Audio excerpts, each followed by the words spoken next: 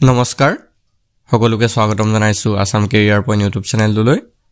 বন্ধুসকল আজি এই ভিডিঅ'টোত আমি অসম চৰকাৰৰ যিকোনো ধৰণৰ প্ৰতিযোগিতামূলক পৰীক্ষাৰ বাবে প্ৰয়োজন হোৱাকৈ কেইটামান অতিকৈ গুৰুত্বপূৰ্ণ প্ৰশ্ন লৈ আহিছো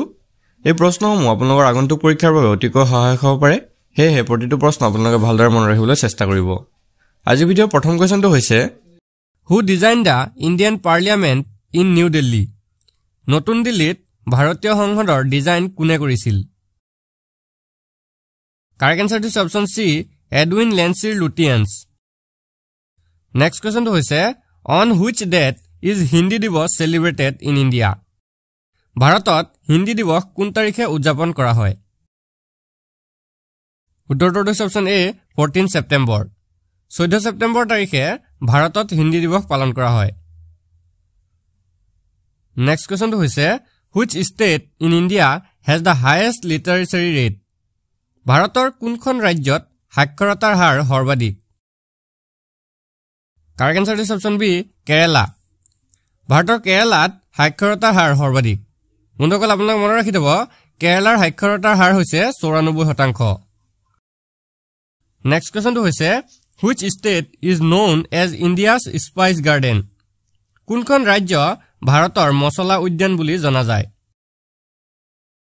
কাৰেক্ট আনসাৰ ইজ অপচন এ কেৰালা কেৰালা ৰাজ্যখনক ভাৰতৰ মছলাৰ উদ্যান বুলি জনা যায় নেক্সট কোৱেশ্যনটো হৈছে on which river bank is Goa located Goa কোন নদীৰ পাৰত অৱস্থিত উত্তৰটো হৈছে অপচন বি মানডুবি গোৱা চহৰখন মানডুবি নদীৰ পাৰত অৱস্থিত নেক্সট কোৱেশ্যনটো হৈছে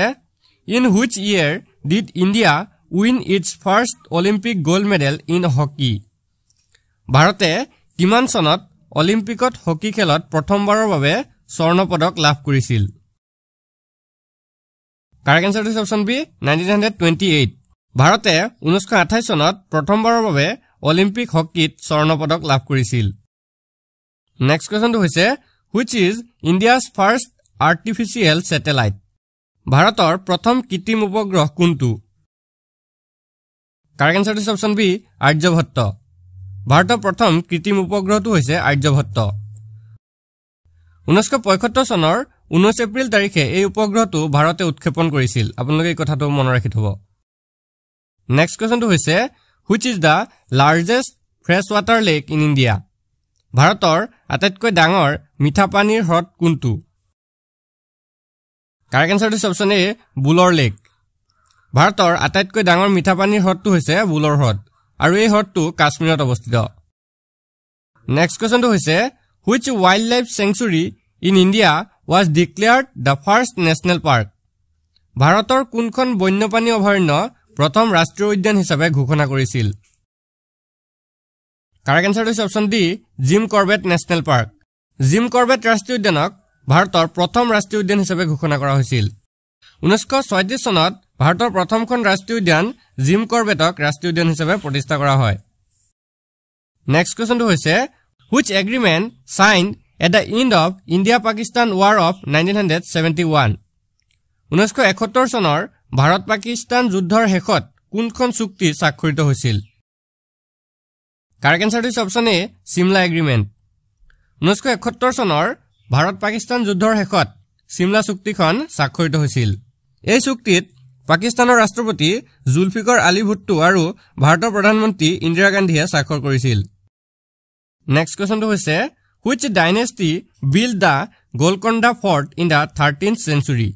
গোলকণ্ডা দুৰ্গ ত্ৰয়োদশ শতিকাত কোন বংশই নিৰ্মাণ কৰিছিল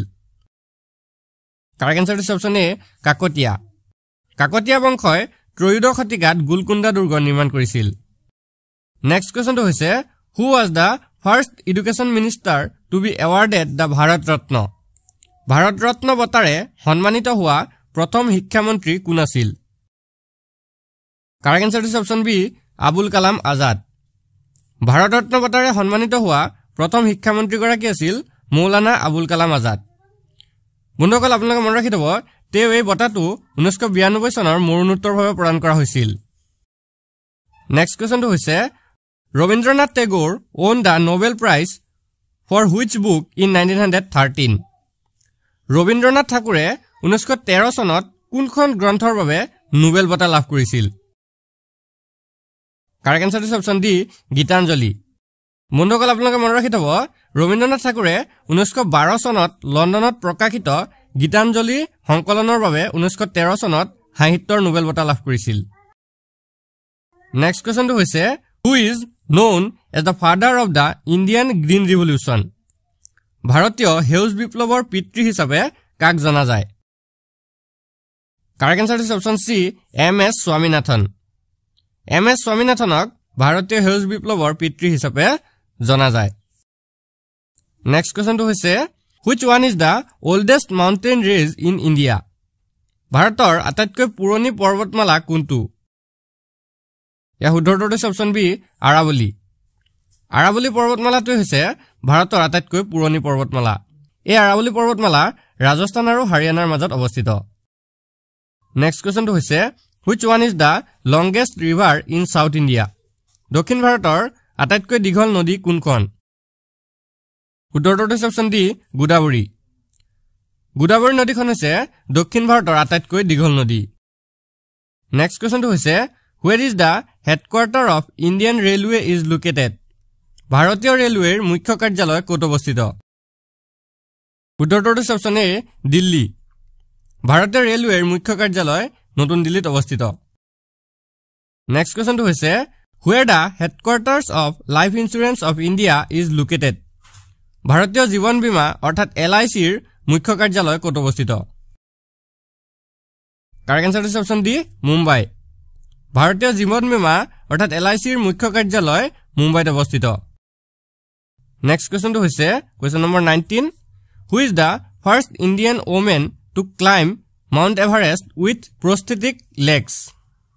কৃত্ৰিম ভৰিৰে মাউণ্ট এভাৰেষ্ট বগাই যোৱা প্ৰথম গৰাকী ভাৰতীয় মহিলা কোন শুদ্ধটো অপশন বি অৰুণিমা সিনহা কৃত্ৰিম ভৰিৰে মাউণ্ট এভাৰেষ্ট বগাই যোৱা প্ৰথম গৰাকী মহিলা আছিল অৰুণিমা সিনহা বন্ধুসকল আপোনালোকে মনত ৰাখিব অৰুণিমা সিনহাই 21 মে 2013 চনত এভাৰেষ্টৰ শিখৰত উপস্থিত হৈছিল নেক্সট কোৱেশ্চনটো হৈছে the Onam festival is mainly celebrated in which state Onam উৎসৱ মূলতঃ কোন ৰাজ্যত পালন কৰা হয় শুদ্ধটো অপশন এ কেৰালা ওনাম উৎসৱ মূলতঃ কেৰালা ৰাজ্যত পালন কৰা হয় নেক্সট প্ৰশ্নটো হৈছে Bharatanatyam is a classical dance of which state Bharatanatyam কোনখন ৰাজ্যৰ এক শাস্ত্ৰীয় নৃত্য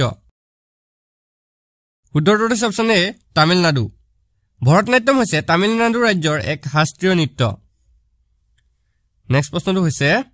in which year did the first battle of Panipat take place পানিপটৰ প্ৰথম যুদ্ধ কিমান চনত সংঘটিত হৈছিল কাৰেক্ট আনসাৰ ইজ অপশন সি 1526 1526 খ্ৰীষ্টাব্দত পানিপটৰ প্ৰথম যুদ্ধ সংঘটিত হৈছিল বন্ধুসকল 1526 চনৰ 21 এপ্ৰিল তাৰিখে বাবৰ আৰু ইব্ৰাহিম লোদীৰ মাজত পানিপটৰ প্ৰথম যুদ্ধ সংঘটিত হয় নেক্সট প্ৰশ্নটো হৈছে in which year was the battle of Buxar fought কিমান চনত বাক্সাৰ যুদ্ধ সংঘটিত হয় শুদ্ধটো অপশন বি 1764 1764 খ্ৰীষ্টাব্দত বাক্সাৰ যুদ্ধ সংঘটিত হয় নেক্সট প্ৰশ্নটো হৈছে who is known as the founder of the Chalukya dynasty কাক চালুক্য বংশৰ প্ৰতিষ্ঠাপক হিচাপে জনা যায় correct answer is option B Pulakeshi first Pulakeshi প্ৰথমক চালুক্য বংশৰ প্ৰতিষ্ঠাপক বুলি জনা যায় নেক্সট প্ৰশ্নটো হৈছে Vienna is the capital of which country Vienna কোনখন দেশৰ ৰাজধানী শুদ্ধটো অপশন বি অষ্ট্ৰিয়া ভিয়েনা দেশৰ ৰাজধানী হৈছে অষ্ট্ৰিয়া ভিয়েনা অষ্ট্ৰিয়াৰ ৰাজধানী নেক্সট কোৱেশ্চনটো হৈছে what is the national currency of the United Kingdom যুক্তৰাজ্যৰ ৰাষ্ট্ৰীয় মুদ্ৰা কি বন্ধুসকল ইয়াৰ শুদ্ধটো অপশন ডি পাউণ্ড ষ্টাৰ্লিং যুক্তৰাজ্যৰ বা ইউনাইটেড কিংডমৰ ৰাষ্ট্ৰীয় মুদ্ৰা হৈছে পাউণ্ড ষ্টাৰ্লিং নেক্সট প্ৰশ্নটো হৈছে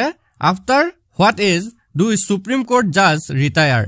উচ্চতম ন্যায়ালয়ৰ ন্যায়াধীশসকলে কিমান বছৰ বয়সত অৱসৰ গ্ৰহণ কৰে উত্তৰটো অপশন এ 65 ইয়াৰ্স 65 বছৰ বয়সত উচ্চতম ন্যায়ালয়ৰ ন্যায়াধীশসকলে অৱসৰ গ্ৰহণ কৰে নেক্সট প্ৰশ্নটো হৈছে হু ওয়াজ দা ফাৰ্ষ্ট চিফ জাষ্টিস অফ ইণ্ডিয়া ভাৰতৰ প্ৰথম মুখ্য ন্যায়াধীশ কোন আছিল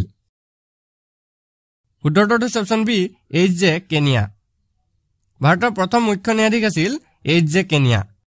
নেক্সট কোৱেশ্চনটো হৈছে what is the minimum age required to run for the office of president in India ভাৰতৰ ৰাষ্ট্ৰপতি পদৰ বাবে প্ৰতিদ্বন্দ্বিতা কৰিবলৈ ন্যূনতম কিমান বয়সৰ প্ৰয়োজন কাৰেক্ট এনসাৰটো হৈছে অপচন বি 35 ইয়াৰ্ছ ভাৰতৰ ৰাষ্ট্ৰপতি পদৰ বাবে প্ৰতিদ্বন্দ্বিতা কৰিবলৈ ন্যূনতম বয়স 35 বছৰ হ'ব লাগে নেক্সট প্ৰশ্নটো হৈছে what is da name of the largest satellite of Saturn শনি গ্ৰহৰ আটাইতকৈ ডাঙৰ উপগ্ৰহটোৰ নাম কি বন্ধুসকলৰ শুদ্ধটো হৈছে অপচন বি টাইটান শনি গ্ৰহৰ আটাইতকৈ ডাঙৰ উপগ্ৰহটো হৈছে টাইটান উপগ্ৰহ নেক্সট কোৱেশ্চনটো হৈছে question number 32 which one of the following is not a greenhouse gas তলৰ কোনটো গ্ৰীণহাউস গেছ নহয় কাৰেক্ট এনসাৰটো হৈছে অপচন সি আৰ্গন গেছটো গ্ৰীণহাউস গেছ নহয় নেক্সট কোৱেশ্চনটো হৈছে what is the disease caused by mercury wasting known as পাৰাৰ অপচয়ৰ ফলত হোৱা ৰোগক কি বুলি জনা যায় কাৰেক্ট এনসাৰটো হৈছে অপচন বি মিনামাটা পাৰাৰ অপচয়ৰ ফলত হোৱা ৰোগক মিনামাটা বুলি জনা যায় নেক্সট প্ৰশ্নটো হৈছে what causes malaria fever malaria জ্বৰ কিহৰ কাৰণে হয় কাৰেক্ট এনসাৰটো হৈছে অপচন ডি প্লাজমোডিয়ামৰ ফলত মেলেৰিয়া জ্বৰ হয় বন্ধুসকল আজি ভিডিঅ'ৰ শেষৰ প্ৰশ্নটো হৈছে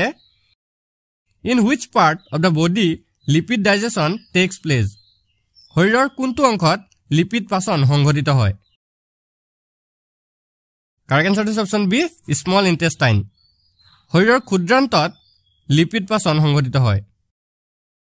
বন্ধুসকল আজি ভিডিঅ'টো আপোনালোকৰ বাবে ইনফৰমেটিভ হলে ভিডিঅ'টো এটা লাইক কৰি দিব আৰু এনে ধৰণৰ ডেইলি ভিডিঅ'ৰ বাবে আমাৰ চেনেলটো সাবস্ক্ৰাইব কৰি কাষত থকা বেল আইকনটো দবাই দিব ধন্যবাদ